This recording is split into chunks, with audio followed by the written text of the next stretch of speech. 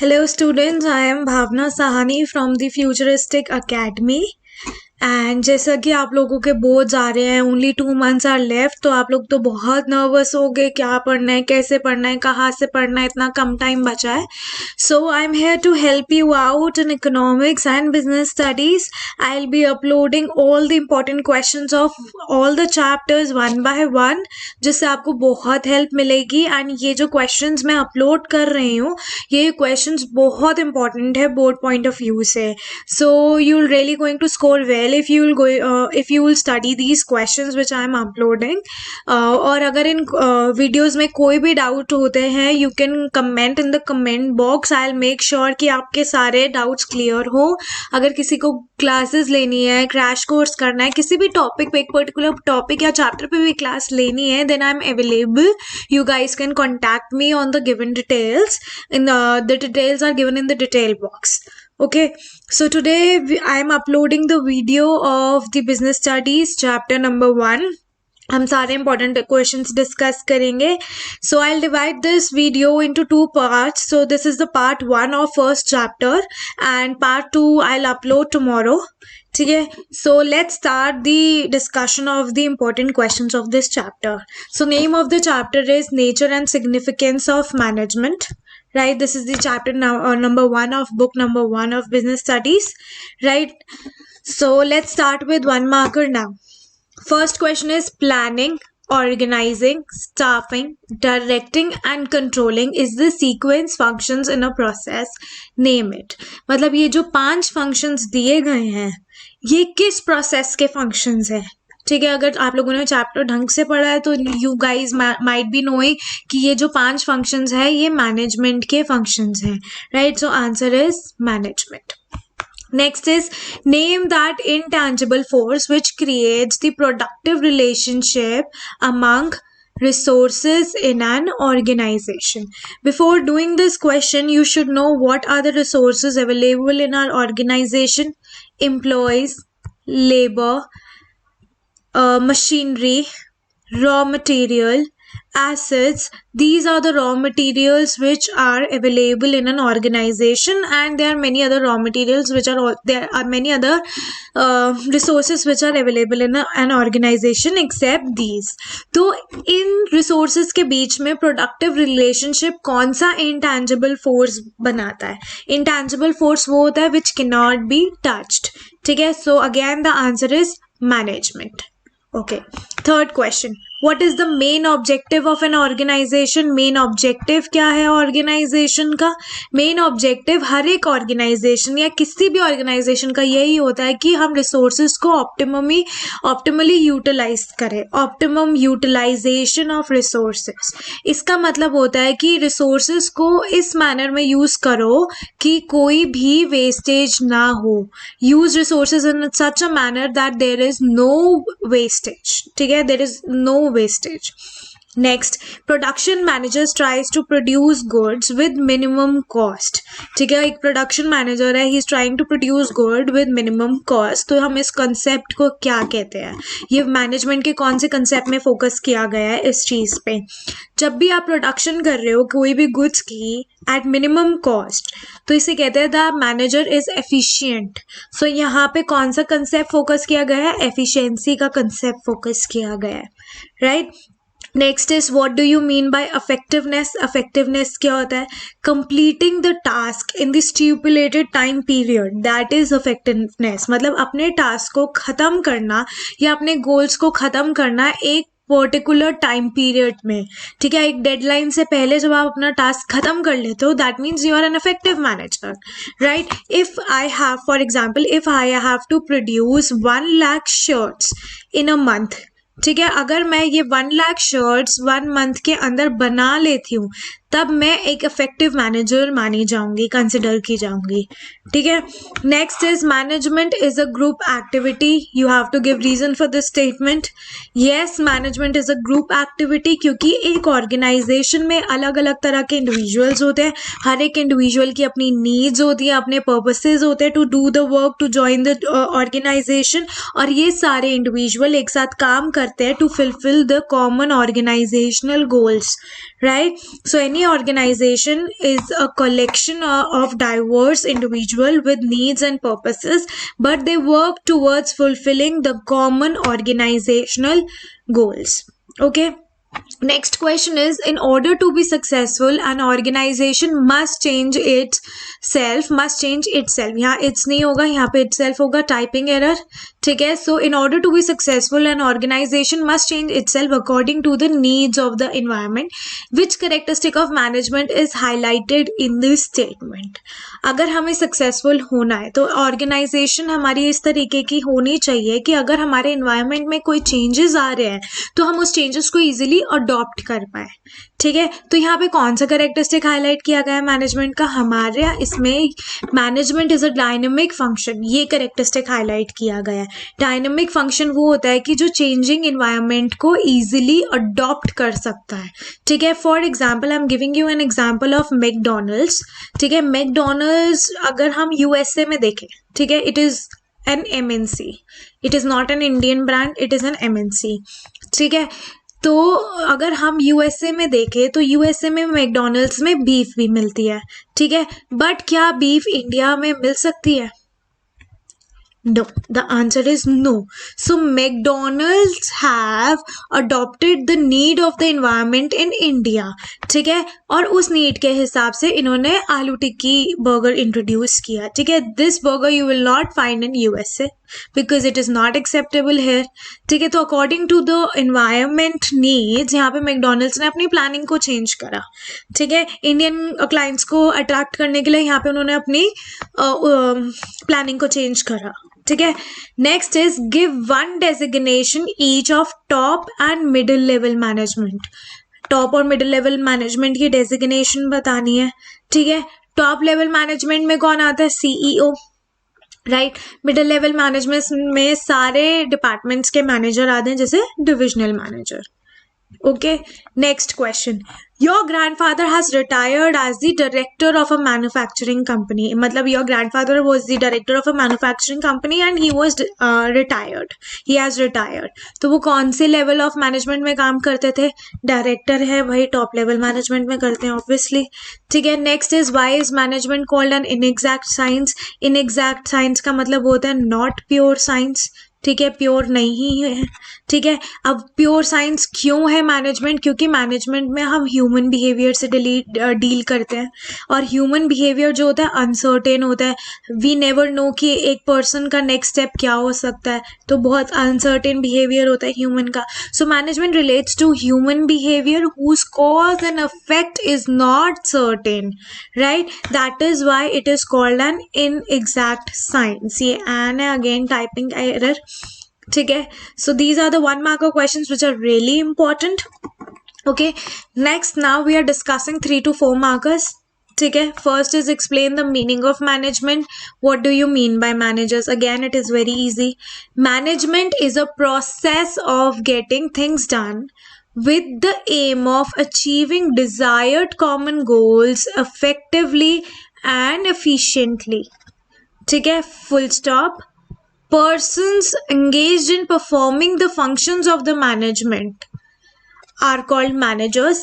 In other words, those managing the organizational resources for releasing its goal are known as managers. Okay. So management क्या होता है? Management एक वो process है जिसमें हम काम करवा सकते हैं. ठीक है. और काम हम किस एम से करा सकते हैं कि हम अपने डिजायर्ड गोल्स इफेक्टिवली और एफिशिएंटली अचीव कर पाए, मतलब टाइमली अचीव कर पाए विद मिनिमम कॉस्ट. ठीक है. और जो लोग फंक्शंस परफॉर्म करते हैं मैनेजमेंट के 5 functions, planning, staffing, directing, organising, controlling, वो मैनेजर्स होते हैं. ठीक है. हम ये भी कह सकते हैं कि जो भी ऑर्गेनाइजेशनल रिसोर्सेज को मैनेज करता है to achieve the goals of the organisation, उनको हम मैनेजर्स कहते हैं. ठीक है. Next question.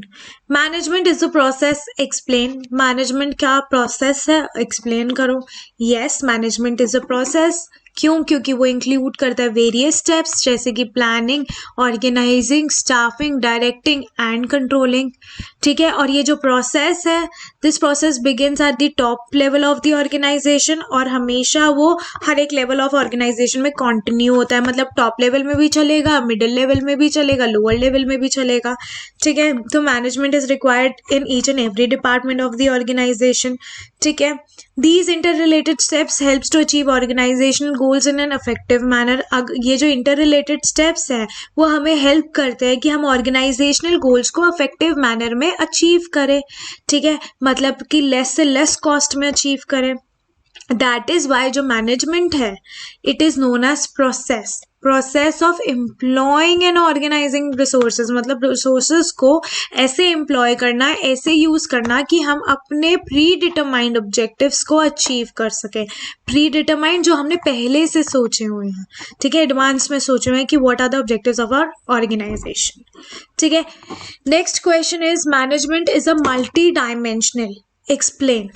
Yes, management is a multidimensional. Why? Because it is a complex activity. इसके 3 मेन डायमेंशंस हैं। एक है मैनेजमेंट ऑफ वर्क, एक है मैनेजमेंट ऑफ पीपल और एक है मैनेजमेंट ऑफ ऑपरेशन। ठीक है, मैनेजमेंट ऑफ वर्क क्या होता है? अब हर एक ऑर्गेनाइजेशन में एक सर्टेन टाइप ऑफ वर्क होता है जो परफॉर्म किया जाता है। ठीक है, जैसे स्कूल में चाइल्ड को डेवलप किया जाता है, हॉस्पिटल में पेशेंट्स को ट्रीट किया जाता है, तो वो जो सर्टेन टाइप ऑफ वर्क है वो मैनेज करने पड़ते हैं मैनेजर्स को। ठीक है, तो इसे कहते हैं मैनेजमेंट ऑफ वर्क। ठीक है, और जब हम अच्छे से मैनेज करते हैं अपने वर्क को तो हमारा जो वर्क है वो गोल्स में कन्वर्ट हो जाता है या डिजायर्ड गोल्स में कन्वर्ट हो जाता है जिनको हम अचीव करना चाहते हैं। ठीक है, next is management of people. Management का काम क्या है? मैनेजमेंट का काम है कि काम करवाना लोगों से, getting things done through people, जो कि बहुत डिफिकल्ट टास्क है बिकॉज लोगों से काम कराना is not an easy task, क्योंकि हर एक एम्प्लॉयज की अपनी डिफरेंट पर्सनालिटीज होती हैं, सबकी अपनी नीड्स होती हैं, सबके अपने बैकग्राउंड होते हैं, सबके अपने तरीके होते हैं काम करने के।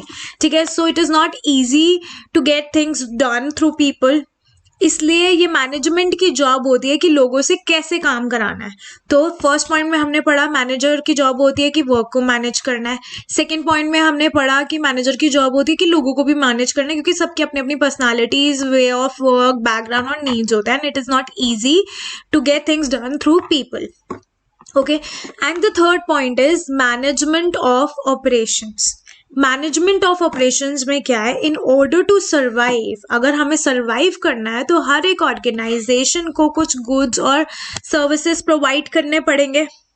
ठीक है, अगर वो गुड्स या सर्विसेज प्रोवाइड नहीं कर रही organisation, then that organisation is of no use, तो उसको अपने गुड्स एंड सर्विसेज प्रोवाइड करने पड़ेंगे, और गुड्स एंड सर्विसेज प्रोवाइड करने के लिए वो उसको एक प्रोडक्शन प्रोसेस फॉलो करना पड़ेगा। ठीक है, तो वो प्रोडक्शन प्रोसेस होता है ऑपरेशन। ठीक है, तो management of operation is interlinked with the above 2 dimensions, that is management of work and management of people, right? Okay, so the next question is what are the personal objectives of the management? Personal objectives क्या है management के? Personal objective वो होते हैं जो हर एक employ के personal goals होते हैं। ठीक है, एक ऑर्गेनाइजेशनल का गोल होता है जो कि सबके लिए कॉमन होता है। ठीक है, पर्सनल गोल्स वो होते हैं जो हर एक एम्प्लॉयज के लिए अपने आप में ही इंपॉर्टेंट माने जाते हैं, जो एक हर एक पर्सन अचीव करना चाहता है by working in an organisation. ठीक है, अब वो गोल्स क्या है? सबसे पहला गोल है financial need. Everyone needs competitive salary, कोई कम पैसों में काम नहीं करेगा। ठीक है, everyone need incentive. if you're working very good, if you're performing very good in your organization, you need incentive for that, you need bonus for that, you need कि आपको कोई आके रिवॉर्ड करे उस चीज के लिए, या फिर अदर मॉनेटरी बेनिफिट्स। ठीक है, सेकंड पर्सनल नीड क्या होती है? एम्प्लॉयज की सोशल नीड्स फुलफिल हो। सोशल नीड्स मतलब कि वो अपनी ऑर्गेनाइजेशन में रिकॉग्नाइज किया जाए। ऑर्गेनाइजेशन में रिकॉग्नाइज कैसे किया जाता है? By getting rewards for his good performance. ठीक है, next is higher level needs. Higher level needs मतलब जहाँ पर्सनल ग्रोथ होती है या पर्सनल डेवलपमेंट होती है तो उसे हायर लेवल नीड्स कहते हैं। And one more thing, that rewards हमेशा मॉनेटरी टर्म्स में नहीं होते। ठीक है, हम कह सकते हैं कि जो रिवॉर्ड्स हैं, जैसे तारीफ हो गई, सबके सामने सर्टिफिकेट देना, सबके सामने ट्रॉफी देना, that is also considered as rewards, no not only bonus और incentives, right. Next question is enumerate the importance of management. अब यहाँ पे एन्यूमरेट लिखा हुआ है। एन्यूमरेट का मतलब है कि आपने सिर्फ स्टेट करना है, एक्सप्लेन नहीं करना है। So you just have to state the sub heads of the importance of management. ठीक है, अब सब हेड्स क्या है? Management helps in achieving group goals, ये हम पॉइंट ऑलरेडी कर चुके हैं। मैनेजमेंट इंक्रीजेस एफिशिएंसी, ये भी हम कर चुके हैं। Management creates a dynamic organisation, this also we have done. Management helps in achieving personal objectives, this also we have done in the above question. ठीक है, management helps in development of society, management society के लिए काम कर रही है तो obviously society को डेवलप भी कर रही है, so management helps in development of society also. So these are the importance of management which you have to explain if यहाँ पे एक्सप्लेनेशन लिखा होगा या एक्सप्लेन लिखा होगा या डिस्क्राइब लिखा होगा, जो कि हम अभी लॉन्ग क्वेश्चंस में ही करने वाले हैं। Next is what do you mean by level of management. ठीक है, लेवल ऑफ मैनेजमेंट बेसिकली जब हम हायरार्की को इंट्रोड्यूस कर रहे हैं ऑर्गेनाइजेशन की, ठीक है, जो रिलेशनशिप बता रहा है मैनेजर्स और उसके सबॉर्डिनेट के बीच में on the basis of their relative authority, status and responsibility, उसे कहते हैं लेवल ऑफ मैनेजमेंट। मतलब कि जो हायरार्की बता रहा है ऑर्गेनाइजेशन की, ठीक है, हायरार्की ऑफ एन ऑर्गेनाइजेशन की कौन किस लेवल पे है, किसका स्टेटस क्या है, किसकी अथॉरिटी क्या है, किसकी रिस्पॉन्सिबिलिटी क्या है। ठीक है, तो उस रिलेशनशिप में जो हायरार्की आती है उसे लेवल ऑफ मैनेजमेंट कहते हैं। ठीक है, there are 3 levels of management. First is top level management, ठीक है, second is middle level management and third is supervisory या फिर ऑपरेशनल मैनेजमेंट। ठीक है, समझ आया, ये लोअर लेवल होता है। ठीक है, सुपरवाइजरी लोअर लेवल होता है। Next is define coordination, enumerate the features of coordination. ठीक है, अगेन एन्यूमरेट लिखा है तो एक्सप्लेन नहीं करना, सिर्फ सब हेड्स बताने हैं। Okay, so what is coordination? Coordination एक ऑर्डरली अरेंजमेंट है, ठीक है, जो ग्रुप एफर्ट्स को हार्मनी में लेके आता है। ठीक है, मतलब इंडिविजुअल के एफर्ट्स को हार्मनी में लेके आके ग्रुप एफर्ट्स में कन्वर्ट करता है। ठीक है, और इस वजह से हम अपने कॉमन गोल्स को अचीव कर लेते हैं, right. So coordination is an orderly arrangement of group efforts, ठीक है, to maintain harmony among individual efforts, मतलब इंडिविजुअल एफर्ट्स में हार्मनी बनी रहे। ठीक है, इससे हमें क्या हेल्प मिलती है? To achieve our goals. ठीक है, कॉमन गोल्स जो ऑर्गेनाइजेशन के गोल्स आते हैं। What are the features of coordination? Group efforts लेके आते हैं, इंडिविजुअल एफर्ट्स को ग्रुप एफर्ट्स में कन्वर्ट करता है जब बहुत सारे लोग होते हैं। ठीक है, it unifies the action of all the individuals और उसको ग्रुप एक्शन में कन्वर्ट करता है। ठीक है, again it is a continuous process, it is required at each and every level. ठीक है, it is an all pervasive department, हर डिपार्टमेंट ऑल परवेसिव फंक्शन, मतलब हर डिपार्टमेंट में, हर लेवल में, हर टाइप की ऑर्गेनाइजेशन में, in fact at home also you require coordination. It is the responsibility of all managers to maintain coordination. अगर मैनेजर्स ही कोऑर्डिनेशन मेंटेन नहीं करेंगे तो उनके वर्कर्स कैसे मेंटेन करेंगे? ठीक है, कोऑर्डिनेशन नहीं होती तो कन्फ्लिक्ट्स होती हैं, लड़ाइयाँ होती हैं। ठीक है, तो उस लड़ाइयों को, उन कन्फ्लिक्ट्स को अवॉइड करने के लिए हमें कोऑर्डिनेशन को फॉलो करना पड़ता है। ठीक है, and it is a deliberate function, deliberate function है, हमें खुद से करना पड़ता है, कोई फोर्सफुली किसी से कोऑर्डिनेट नहीं करवा सकता। Okay, so next are the 5 और 6 मार्क का question. First one is explain 5 features of management. 5 features कौन से हैं मैनेजमेंट को, उसको एक्सप्लेन किया हुआ। Features I have already told you, sub heads, अब उन्हीं को हम एक्सप्लेन कर रहे हैं। Management is a group activity. ठीक है, अब मैनेजमेंट में बहुत सारे अलग अलग तरीके के लोग होते हैं, नंबर ऑफ पीपल होते हैं, ठीक है, जो एक ग्रुप में काम करते हैं। ठीक है, और सबके जो एफर्ट्स है, सबके इंडिविजुअल एफर्ट्स जब ग्रुप एफर्ट्स में कन्वर्ट होके कॉमन गोल्स की तरफ काम कर रहे होते हैं, ठीक है, तो उन्हें ग्रुप एक्टिविटी माना जाता है। मेंबर्स एक साथ इनिशिएट करते हैं, कम्युनिकेट करते हैं, कोऑर्डिनेट करते हैं, and they join their hands together for the achievement of the organisational objective, then it is considered as management is a group activity. Next is management is a goal oriented process. Management helps in achieving the goals of the organization, जो मैंने आपको बताया था। हर एक management का अपना अपना aim होता है to achieve the common goal. ठीक है, through the process of the management. वो 5 फंक्शंस फॉलो करके जो मैंने आपको बताया था, planning, organising, directing, staffing and controlling. ठीक है, जब ये मैनेजर्स इन फंक्शंस को सेपरेटली फॉलो कर रहे हैं और साइमल्टेनियसली फॉलो कर रहे हैं, then they are moving ahead towards their goals. Okay, next is management is all pervasive. All pervasive मतलब हर जगह मैनेजमेंट चाहिए, चाहे कमर्शियल ऑर्गेनाइजेशन हो जिसमें हमें प्रॉफिट आता है, चाहे नॉन कमर्शियल ऑर्गेनाइजेशन हो जिसमें हमें प्रॉफिट नहीं आता, नॉन प्रॉफिट ऑर्गेनाइजेशन, चाहे एनजीओ हो, big organisation, small organisation, even at home you require management. ठीक है, then management is a continuous process. ठीक है, जो मैनेजमेंट के फंक्शंस हैं, planning, organising, directing, staffing and controlling, ये एक कॉन्टिन्यूअस प्रोसेस है, हमें इन फंक्शंस को रेगुलरली परफॉर्म करना पड़ता है। Okay, then the next is management is the dynamic function. Dynamic function वही मैंने बताया था जिसमें मैकडोनल्ड्स का एग्जांपल दिया था कि चेंजिंग एनवायरनमेंट के अकॉर्डिंग जो भी ऑर्गेनाइजेशन नीड्स अडॉप्ट करता है, एनवायरनमेंट को चेंजेस अडॉप्ट करता है। ठीक है, because environment keeps on changing. ठीक है, जब वो चेंजिंग एनवायरनमेंट को इजीली अडॉप्ट कर देता है तो माना जाता है कि management is a dynamic function. So in order to be successful, management must change its goal according to the need of the environment. They must change its plan and politics according to the need of the environment. Okay, next is explain the organisational objective. Organisational objectives पहले होते क्या है? Organisational objectives are the main objective of the organisation, main objective, main economic goals.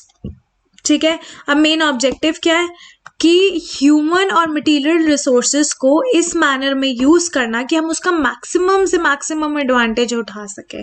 ठीक है, तो every management group strives to accomplish these objectives for its organisation. मतलब ये जो मैं आपको 3 ऑब्जेक्टिव समझाऊंगी अभी, वो हर एक ऑर्गेनाइजेशन जो है वो एक्सपेक्ट करती है कि वो अपने ये तीनों ऑब्जेक्टिव्स को फुलफिल कर पाए और अपने ह्यूमन और मटेरियल रिसोर्सेज से मैक्सिमम एडवांटेज उठा सके।